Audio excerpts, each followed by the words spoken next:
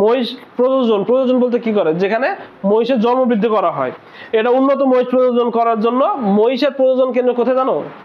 হ্যাঁ, সেটা লিখবা হলো বাগেরহাট, লেখো বাগেরহাটের ফটিকছড়ি। আর ছাগল গবেষণা কেন্দ্র কোথায় বলো তো? তোমরা একটু জোরে হও, আমি আসতে বলবো কেন? ফটিকছড়ি না, ফকিরহাট, সরি বাগেরহাটের ফকিরহাট। ফকিরের হাট বসে তো ওখানে। আর একটা প্রশ্ন মারবা, কোনটা হলো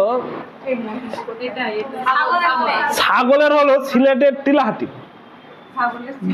টিলাহাটি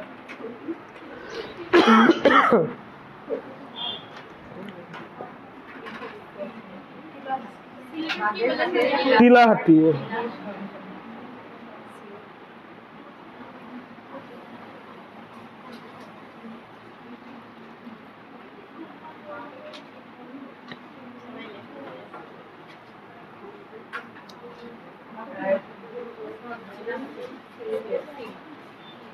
এবার একটা প্রশ্ন আসছিল, বাংলাদেশ সবচেয়ে পুরনো ঐতিহাসিক স্থান কোনটি বলতো?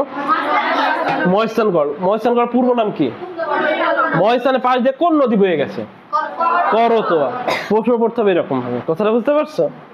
একটা প্রশ্ন করা মানে 4টা অ্যান্সার দিতে হবে, তার মানে পুণ্ডনগর, তাই তো? এবার প্রশ্ন যদি আমি দিই, প্রশ্নটা যদি এরকম আসে, এই পুণ্ডনগর বিহারকে আর একটা বিহার আছে না প্রাচীন, সোমপুর বিহার। সোমপুর বিহারটা কোন জেলায় বলতো? সোমপুর বিহারটা কোন জেলায় বলেছি? সোমপুর বিহার তো কুমিল্লায় না রে বাবা, নওগাঁ জেলা। কি হবে? নওগাঁ জেলায়। এই সোমপুর বিহারের তৈরি করছে কি বলতো? ধর্মপাল। এই জিনিসটা মনে রাখবা। এবার আর একটা প্রশ্ন আসছিল, বাংলাদেশের সর্বাধিক চা বাগান কোন জেলায় অবস্থিত? মৌলভীবাজার। বাংলাদেশে এখন পর্যন্ত চা বাগান কটা বলতো? 168টি, তাই না?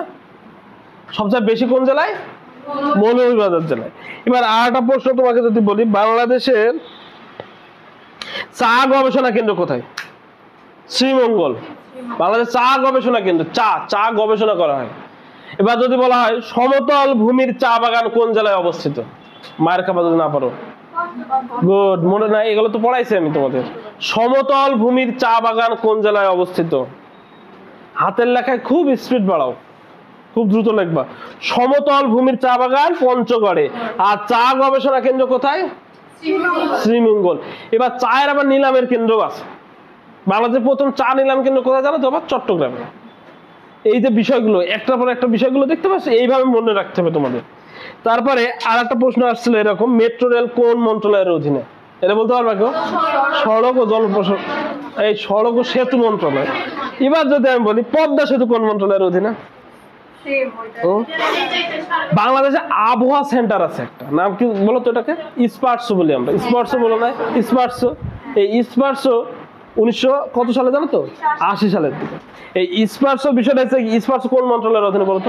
প্রতিরক্ষা মন্ত্রণালয়ের অধীনে। প্রতিরক্ষা মন্ত্রণালয়ের অধীনে আর কি কি আছে বলতে পারবা? যতগুলো ক্যান্টনমেন্ট আছে, বিমান ঘাঁটি আছে, এগুলো সব কোন মন্ত্রণালয়ের অধীনে? প্রতিরক্ষা মন্ত্রণালয়ের। এবার আরেকটা জিনিস বলো, প্রশ্ন একটা আসলো, স্বপর্জিত স্বাধীনতা, স্বপার্জিত স্বাধীনতা, তাই তো? কার এটা? শামীম শিকদারের, তাই না? মুক্তিযোদ্ধা ভিত্তিক চলচ্চিত্র দুটার কি নাম পড়েছো? জানো? আগুনের পরশমণি। তারপরে শোনো, আমি এখানে তোমরা যেগুলো পড়েছো ওগুলোই পড়বা। ওরা 11 জন, রক্তাক্ত বাংলা, জয় বাংলা, ধীরে বয়ে গঙ্গা মেঘনা, ধীরে বয়ে মেঘনা, তাই না? কার লেখা ধীরে বয়ে মেঘনা বলো তো? কার? পরিচালক কে? আলমগীর কবির। হ্যাঁ। তারপর জহির রায়হানের তোমরা স্টপ জেনোসাইড, জীবন থেকে নেওয়া। তারপর আলোর মিছিল, এটা কার জানো? নারায়ণ ঘোষ মিতা। মেঘের অনেক রং, হারুন রশিদ। এগুলো পড়েছো তোমরা? নদীর নাম মধুমতি, কত সুন্দর না? এই মধুমতি নদী কোন জেলায় বলতে পারবা কেউ? বরিশালের নদী না মধুমতি? পড়ো নাই? তানভীর মোকাম্মেলের একটা সুন্দর সিনেমা। তোমরা তো সিনেমাও দেখো না, তোমরা শুধু দেখো কি ড্রামা। সার্কভুক্ত দেশগুলোর মধ্যে আয়তনে ক্ষুদ্রতম, দেখেছো কত সহজ প্রশ্ন আসছে, তারপরেও তোমরা বলো প্রশ্ন কঠিন। এবার দেখো জাপানকে কিসের দেশ বলা হয়? সূর্যোদয়ের দেশ। এবার ভূমিকম্পের দেশ কাকে বলা হয়? জাপানকে। কথাটা বুঝতে পারছো প্রশ্ন কিভাবে রিলেটেড? এবার যদি বলি ইউরোপের স মিল বলা হয় কোন দেশকে, বলতে পারবে এটা? স মিল। স মিল বলতে বোঝো না, ওই যে কাঠ ফ্লাই করে না স মিল, ওটা কোন দেশ জানো? সুইডেন। এবার ধীবরের দেশ বলা হয় কোনটাকে? নরওয়ে। ধীবর শব্দটা কিভাবে আসছে বলো তো? শব্দের অর্থ কি ধীবর? এটা পড়াইছিলাম কিন্তু মনে নাই তোমাদের? ওই যে মৎস্য শিকার করে, মাছ ধরে, জেলে। জেলে পড়লি আমরা বলি কি জেলে পড়লি, ওরা বলে ধীব। কথাটা বুঝতে পারছো? ধীব। তারপরে বলো ইউরোপের রুগ্ন জাতি কারা বলো তো? পৃথিবীর রুগ্ন জাতি বলা হয় ইউরোপের রুগ্ন জাতি, বলবো না, সুইডেন। এই ইউরোপের রুগ্ন জাতি কারা বলতে পারবা? এই যে তুরস্ক, খুব রোগা, খেতে পায় না, তাই না? মরে যাচ্ছে। শোনো আর একটা প্রশ্ন আসছিল, দেখো আইফেল টাওয়ারের কোথায় অবস্থিত? তোমাদের সকলের স্বপ্ন কি হাজবেন্ড নিয়ে আইফেল টাওয়ারে যে কি হবা, এই শাহরুখ খানের মধ্যে এরকম করে ছবি তুলবা, তাই না? এই আইফেল টাওয়ারের একটা বিষয় আছে, এটার আর একটা নাম আছে, এটা টুর আইফেল, ঠিক আছে? এখানে আমাদের আইফেল টাওয়ারকে বলা হয়, এটাকে সিটি অফ কালচার বা সিটি অফ লাইট বলা হয় ওইটার কারণে। আর একটা বিষয় আছে, আইফেল টাওয়ারকে ভালোবাসার প্রতীক স্বরূপ দেখা হয়। ওই যারা, আমাদের তো টাকা পয়সা নাই, আমরা তো বনে কক্সবাজার যেতে পারলে বিশাল খুশি, আমাদের কাছে ওইটাই ধরো মানে কি বলবো, ওইটাই আইফেল টাওয়ার, ওইটাই তাজমহল, ওইটাই সবকিছু। বাট হলো যাদের কাছে টাকা আছে, যেমন আম্বানির ছেলে মেয়ে, তারপর বাংলাদেশে অনেক কোটিপতি ছেলে মেয়ে আছে, ঈদের স্বপ্ন কি জানো? ওই হানিমুনে কই যাবো, আইফেল টাওয়ার দেখতে যাবো, ঠিক আছে? আল্লাহ জানে তোমাদের সেই তৌফিক দান করে। এবার আরেকটা প্রশ্ন আসছিল, দেখো এই প্রশ্নটা তোমরা হয়তো বা পারতা না, কান্তাহার শহর। কথাটা বুঝতে পারছো? কান্তাহার শহর, এই কান্তাহার শহরটা কোন দেশে? এইরকম কিছু কিছু স্পেসিফিক শহর আছে যেগুলো তোমাকে জানবা না, কিন্তু জানতে হবে তোমাকে। আফগানিস্তানে এখন জানো প্রশ্নটা পড়ার পরে, কিন্তু বুঝতে হবে যে এইরকম তো আরো কিছু শহর দিতে পারে। কথাটা বুঝতে পারছো?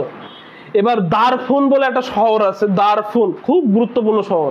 দারফুন লিখবা সুদানে, দেখো দারফুন শহর সুদান।